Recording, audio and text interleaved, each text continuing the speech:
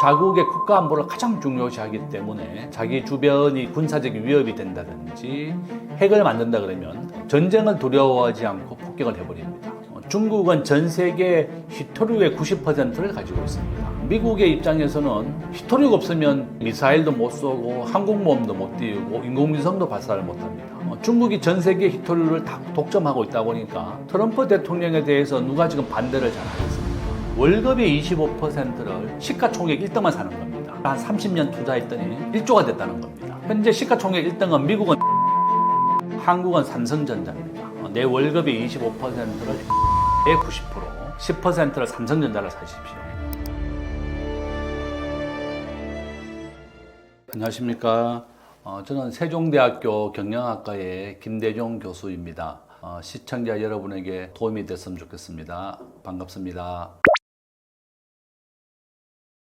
예, 이란과 이스라엘이 이제 전 세계에서 항상 활화산이다, 살아있는 화산이다 이렇게 얘기합니다. 잘 아시다시피 이란은 인구가 한 8천만 명 정도 되고요. 미국과 좀 적대적인 관계에 있습니다.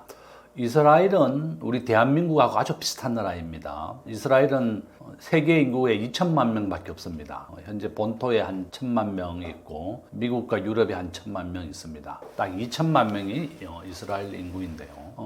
이스라엘은 디아스포라라는 말을 씁니다.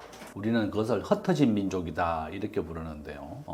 우리나라는 현재 똑같습니다. 우리나라에 한국에 5천만 명, 북한에 한 2,500만 명, 해외에 한 1,000만 명 있습니다. 그래서 우리나라 인구는 현재 한 8천만 명 정도 된다 이렇게 보는데 이스라엘 다음으로 우리 대한민국이 흩어진 민족의 2등입니다. 그러니까 우리가 일제강점기도 거치면서 또 6.25 전쟁도 거치면서 많이 흩어졌다 이렇게 볼 수가 있고 이란과 이스라엘의 전쟁은 바로 이런 겁니다.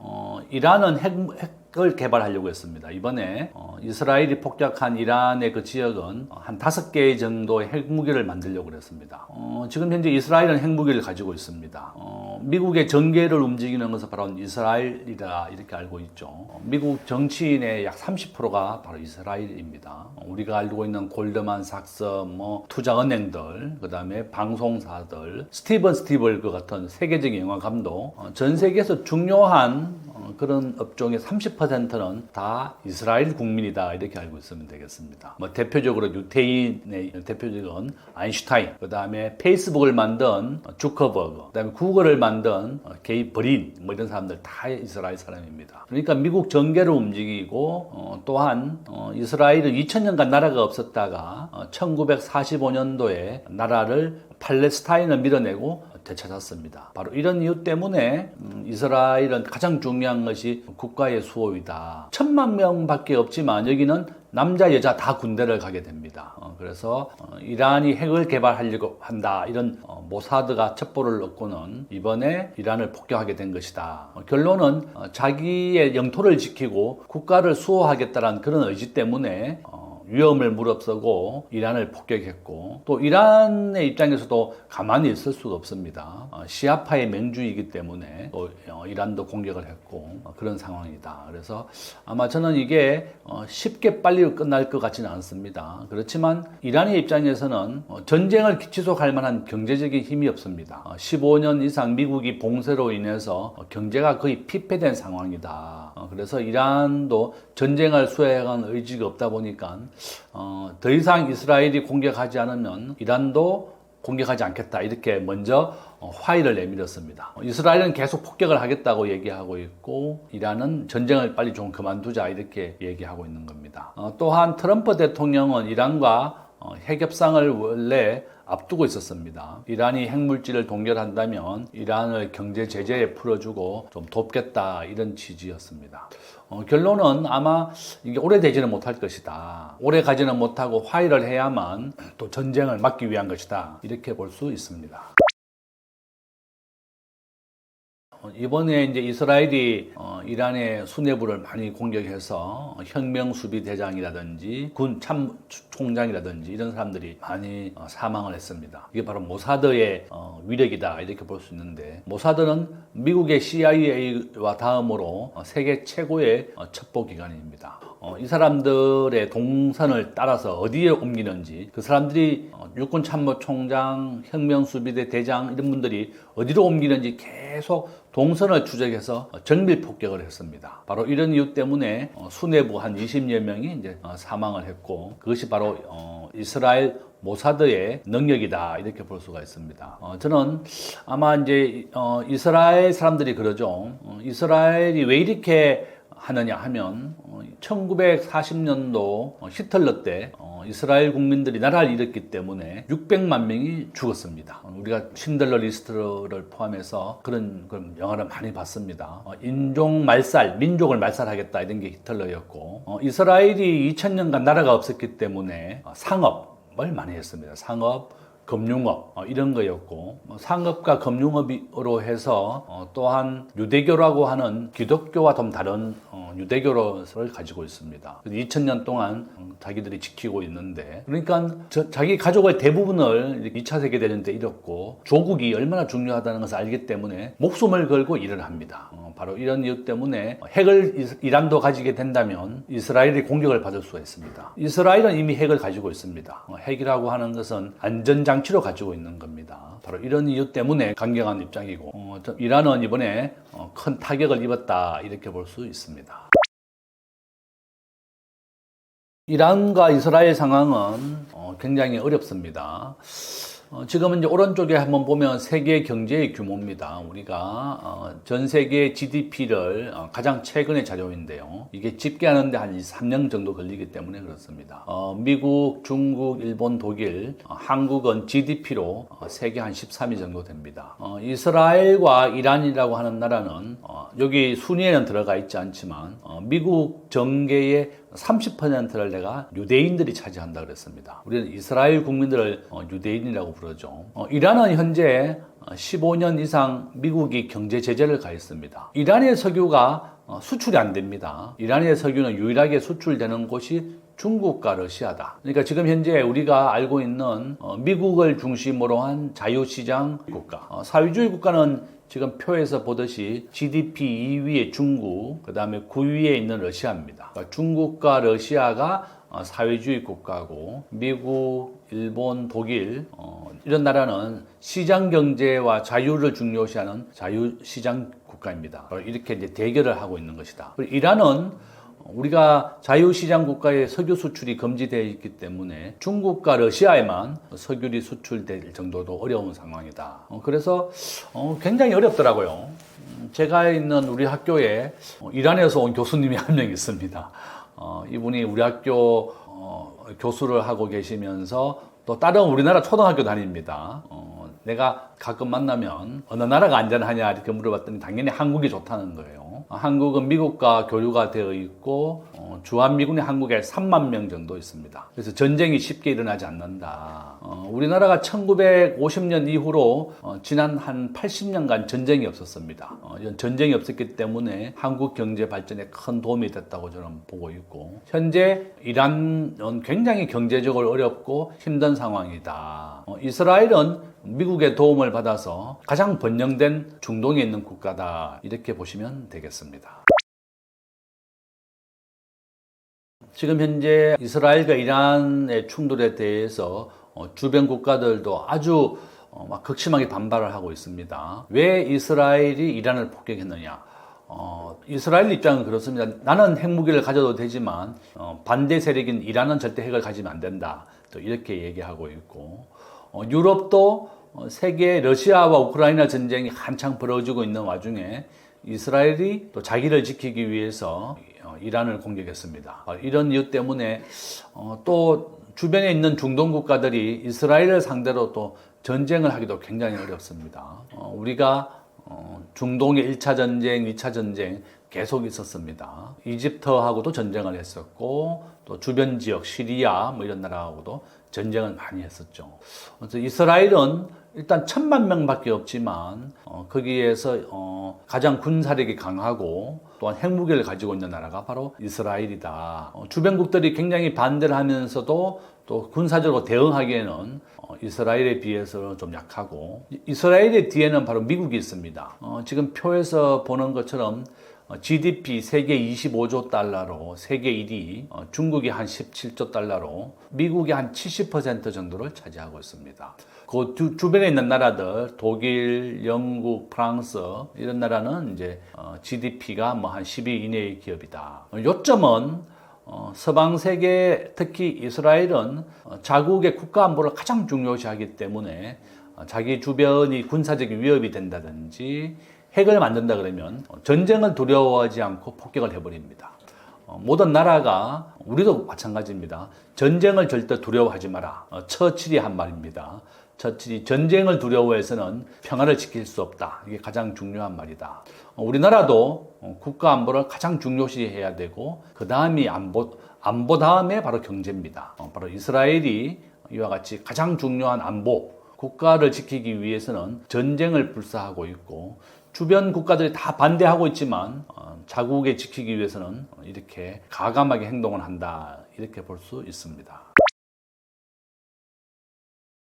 이런 현상에 대해서 미국의 입장은, 미국은 이번에 선언을 했습니다. 우리는 절대로 이스라엘을 지원해주지 않는다. 우리는 그냥 지켜만 보겠다. 이렇게 얘기했었고, 트럼프 대통령은 지금 네타냐후 이스라엘 총리와 아주 가까운 사이입니다. 선거 때도 네타냐후가 트럼프를 방문해서 지지를 했을 정도다. 이렇게 볼 수가 있고, 앞에서 말씀드린 것처럼 하버드 대학이 지금 중국 유학생들 문제도 있었고 시끄러웠었는데, 바로 하버드대가 반유대주의, 유대인들을 반대하는 시위를 허용을 했습니다. 우리가 대학이라고 하는 것은 자유롭게 비판하고 반대의 의견을 낼 수 있는 게 바로 대학입니다. 그러니까 이제 정부 정책이나 미국도 마찬가지죠. 트럼프 대통령에 대해서 누가 지금 반대를 잘 하겠습니까? 대부분 못 하는데, 대학은 그래도 이런 것을 좀 자유롭게 말할 수 있는 입장에 놓여 있습니다. 그러니까 하버드 대학에 대해서 유학생 비자를 다 취소해 버린다든지 유학생을 못 받게 하겠다 이렇게 했을 정도입니다. 결론은 뭐 미국과 중국은 이번에 화해를 했죠. 중국은 전 세계 히토류의 90%를 가지고 있습니다. 미국의 입장에서는 히토류가 없으면 미국의 미사일도 못 쏘고 항공모함도 못 띄우고 인공위성도 발사를 못 합니다. 중국이 전 세계 히토류를 다 독점하고 있다 보니까 미국이 서로 화해하자, 중국의 유학생을 다 받아주겠다. 대신에 중국의 히토류를 미국에 달라 이렇게 얘기했을 정도입니다. 그래서 결론은 미국과 중국이 이번에 화해를 했고, 미국은 이번에 이란과 이스라엘 전쟁에 대해서 본인들은 개입하지 않겠다. 다만 전쟁이 확산되는 것은 우리가 막겠다. 지금 현재 미국의 항공모함 구축함이 주변 지역에 대기하고 있습니다. 전쟁이 확산된 것을 막기 위한 것이다. 미국은 현재 지켜만 보고 있겠다 이렇게 얘기했고, 트럼프 대통령도 사전에 이스라엘이 공격한다는 것을 통보받았다고 얘기는 했습니다. 본인이 시인을 했습니다. 이스라엘이 공격한다는 얘기를 들었다. 그렇지만 우리는 관여하지 않았다. 이렇게 말하고 있다. 이렇게 말씀드립니다. 당연히 이제 이스라엘과 이란이 전쟁을 벌이면서 가장 큰 피해를 입는 사람들, 바로 가자 지구 사람들, 그다음에 이란 국민이다 이렇게 볼 수가 있습니다. 지금 우리가 언론 지상을 통해서 많이 봤습니다. 지금 가자 지구는 여의도의 한 30배 정도의 크기가 정도됩니다. 원래 팔레스타인이라고 부르죠. 원래 이스라엘 영토에 살던 사람인데 1945년도 2차 세계대전이 끝나면서 유대인들이 자유시장 국가를 돕는다면 2차 세계대전 때 있었던 영국과 미국이 이스라엘 영토를 찾아주겠다 이렇게 약속을 했습니다. 그것은 이제 발보아 선언 이렇게 부르는데, 이것을 계기로 해서 1948년도경에 이스라엘 영토가 만들어졌습니다. 거기에 이제 가자지구 팔레스타인을 인구를 쫓아내고 이스라엘 영토가 생겼고 예루살렘이 된 거죠. 지금 미국, 이스라엘과 이란이 전쟁을 벌이면서 가장 고통스러운 사람들이 바로 전쟁의 피해자다. 우리가 가자지구, 그다음에 이란의 국민들, 우크라이나 국민들. 전쟁이 벌어지면 이와 같이 가난하고 힘든 국민들이 가장 고통을 받습니다. 저는 이란 국민과 가자지구 국민들이 가장 큰 피해자고 고통을 받고 있다. 이렇게 말씀드립니다. 우리나라 GDP는 세계 13위의 규모이고요. 우리나라는 에너지를 100% 수입하는 나라입니다.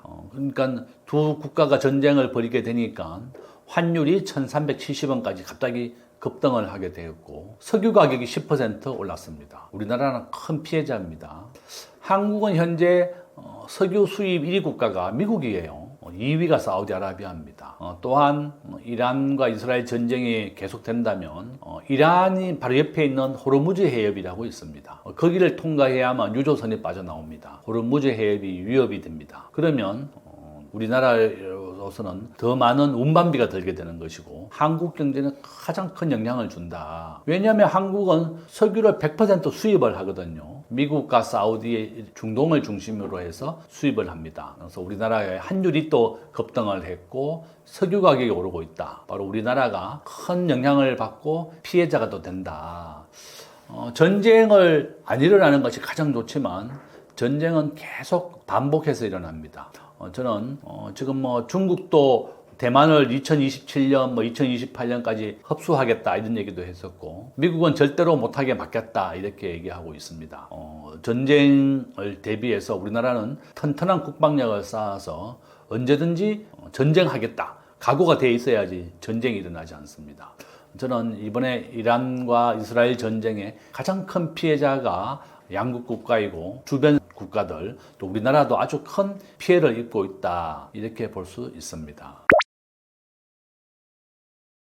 저는 이번에 제가 이제 트럼프 2기에 한국 생존 전략이라는 책을 썼고요. 우리가 GDP 규모 보셨고, 요거는 우리나라의 국제 결제에서 원화가 결제되는 비중인데 없습니다. 바로 이런 이유 때문에 한국의 환율은 오르고 있습니다. 국가별 비중 한국은 1.9%, 주식은 1.6%밖에 안 됩니다. 그래서 우리가 환율은 계속 오르게 될 겁니다. 그래서 저는 제일 좋은 방법이 미국의 1등 주식 엔비디아, 한국의 1등 주식은 삼성전자입니다. 1등 주식을 사는 것이 가장 좋게 환율을 예방할 수 있고 부자가 되는 법이다 이렇게 볼 수가 있습니다. 2017년도에 제 거 블로그에 들어와 보시면 1조 자산가가 된 주식 투자 비법 이렇게 되어 있습니다. 월급의 25%를 시가총액 1등만 사는 겁니다. 그분은 1970년도에 한국에서 교수를 하면서 월급의 25%를 매달 시가총액 1등만 샀대요. 1970년도에 건설주, 화학주, 은행주, 2000년부터는 삼성전자입니다. 그래서 월급이 25%를 한 30년 투자했더니 1조가 됐다는 겁니다. 여러분 오늘 유튜브를 보시면 꼭 따라해 보십시오. 내가 월급의 25%를 시가총액 1등을 사는 겁니다. 현재 시가총액 1등은 미국은 엔비디아고 한국은 삼성전자입니다. 그래서 내 월급의 25%를 엔비디아의 90%, 10%를 삼성전자를 사십시오. 시가총액 1등을 사시면 되겠고 제 블로그에 들어오든지 아니면 저한테 카톡을 보내주든지 아니면 1조 자산가가 된 70대 투자 비법 이렇게 하면 그 기사가 잘 나옵니다. 2017년도 더 벨이라고 해서 나온 기사이고 정말 재미있습니다. 또한 두 번째는 한국에서 부자가 되는 방법은 아파트 청약통장에 가입하는 겁니다. 지금 우리가 환율은 제가 앞에서 얘기했죠. 앞으로 환율은 계속 오르게 되고 우리나라 현재 GDP 대비 외환보유가 4천억 달러가 무너질 겁니다. 지금 GDP 대비 20%밖에 안 됩니다. 홍콩, 대만은 지금 70%가 넘습니다. 저는 한국도 외환위기가 또 올 수 있다. 항상 이렇게 경고를 하는 사람 중에 하나입니다. 지금 현재 우리나라의 외환보유고는 현금이 4%밖에 없습니다. 또한 한국의 적정한 외환보유고 국제결제은행 BIS가 한국은 9,200억 달러를 보유하라고 그랬습니다. 지금 절반도 안 됩니다. 아마도 한국의 환율은 이 그래프에 보듯이 82% 확률로 계속 오르게 되어 있습니다. 저는 아마 올 연말 환율은 다시 1,400원, 1,500원 돌파할 거다 보고 있습니다. 아마 내년에 1,600원, 1,700원 계속 오르게 될 거다 이렇게 보고 있습니다. 저는 이게 주가와 부동산과 은행 이자의 관계입니다. 마이너스 0.82입니다. 그러니까 은행 이자가 내리면 집값과 부동산, 주가는 오르게 되는 뜻입니다. 반대입니다. 마이너스 0. 그러니까 82% 확률로 반대다 이런 뜻입니다. 마이너스입니다. 그러니까 은행 이자가 제일 중요한 겁니다. 저는 아마 이제 정부가 지금 서울의 부동산 90% 확률로 오릅니다. 이 그래프에 보듯이 89% 오른다 이렇게 되어 있습니다. 2023년도에 제가 살고 있는 오금동에 미분양이 났습니다. 둔촌 주공입니다. 13억에 이제 32평이 분양이 되고 5천 세대를 일반인에게 분양했는데 그때 대금 미분양이 났거든요. 제가 이 그래프를 보여주고 계약을 하라고 얘기했습니다. 서울의 집값은 90% 확률로 오르게 되어 있습니다. 그래서 한강 이남, 지하철 종점, 버스 종점, 제가 살고 있는 오금역, 3호선 종점입니다. 5호선 종점 하남, 거여, 마천 지역입니다. 한강 이남은 계속 성장하고 오르게 되어 있다. 저는 그렇게 보고 있고요. 그 확률은 90% 확률이다. 이렇게 보고 있습니다. 요거는 국민은행의 부동산 전망입니다. 계속 집값은 오를 것이다. 저는 그렇게 보고 있고요. 제가 꼭 말씀드리고 싶은 것 중에 하나는 우리나라에서 부자가 되기 위해서는 아파트 청약통장에 꼭 가입해야 됩니다. 우리가 청약통장에 가입하면 이겁니다. 무주택 기간은 15년 이상이 돼야지 32점이고 청약통장은 15년 이상을 넣어야지 17점을 맞습니다. 그래서 오늘 이 방송을 보시면 우리가 15살부터 청약통장을 만들 수 있습니다. 자녀가 초등학생이라도 청약통장을 만들어 주십시오. 제일 중요한 것은 청약통장의 가입 기간이 15년을 넘어야 되는 겁니다. 알겠죠? 그래서 제일 중요하고 2만 원만 넣어주면 됩니다. 가입 기간이 제일 중요하다. 그래서 시가총액 1등 주식을 사라.